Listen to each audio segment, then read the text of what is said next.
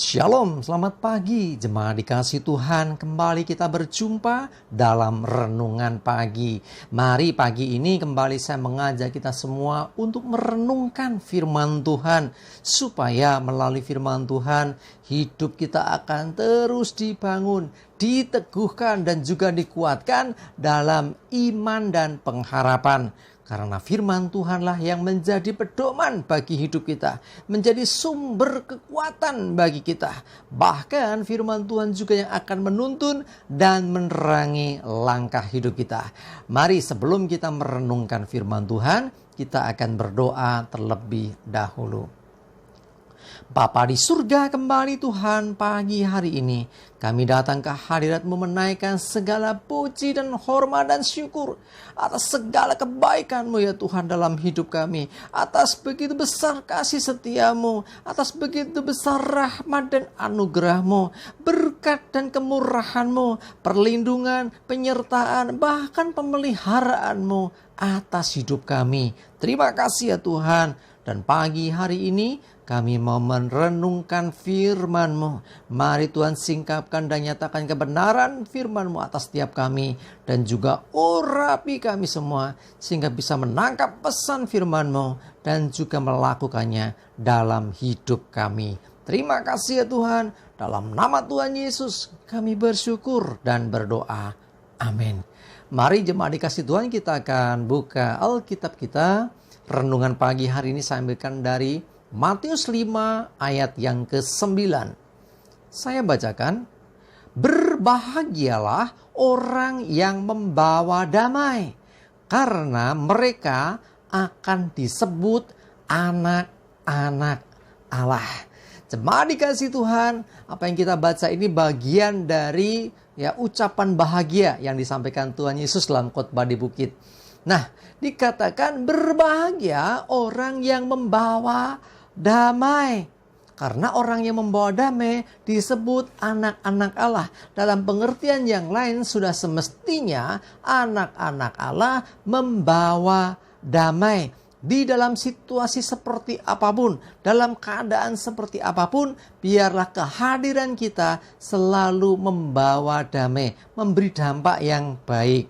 Ya, misalnya kita hadir di sebuah tempat, ya biarlah kehadiran kita ini membawa damai bagi mereka. Jadi orang senang dengan kehadiran kita, bukan justru memusuhi kita, bukan justru mereka menjauhi kita, tetapi kita diterima dengan baik karena apa? Ada damai yang terpancar melalui hidup kita, melalui ucapan kita, melalui tindakan perbuatan kita.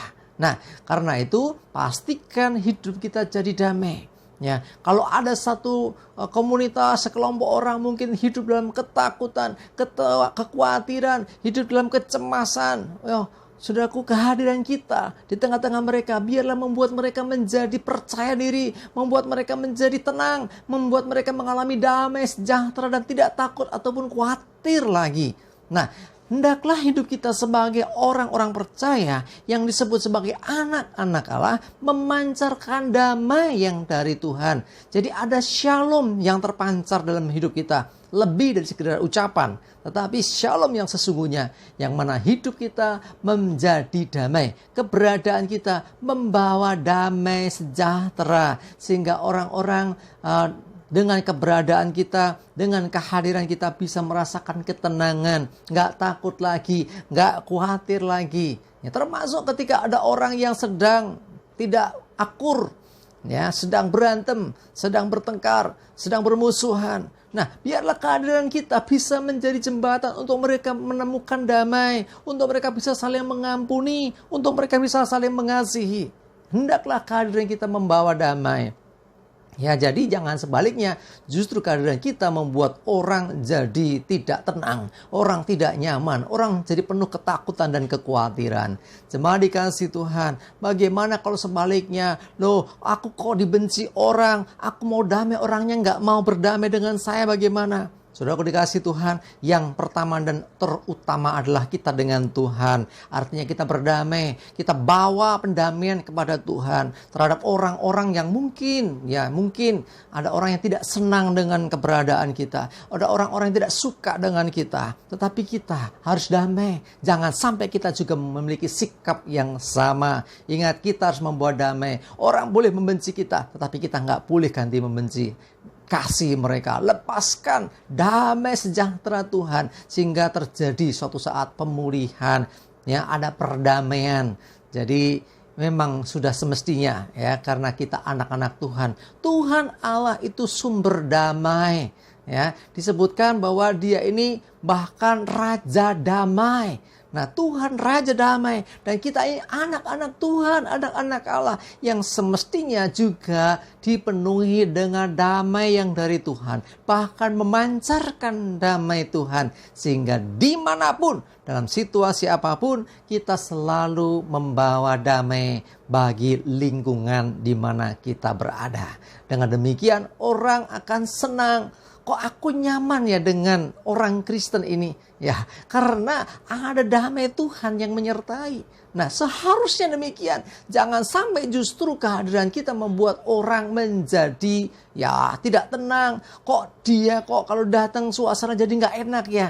Ya, karena tidak ada pancaran damai dalam dirinya. Nah, biasanya itu dimulai dari hati yang tidak beres. Ya, karena dari hati terpancar kehidupan. Kalau hatinya lurus di hadapan Tuhan, hatinya bersih dalam pandangan Tuhan, maka akan memancarkan damai. Ya, wajahnya penuh damai, kehadirannya membawa damai. Nah, itulah yang dikehendaki Tuhan.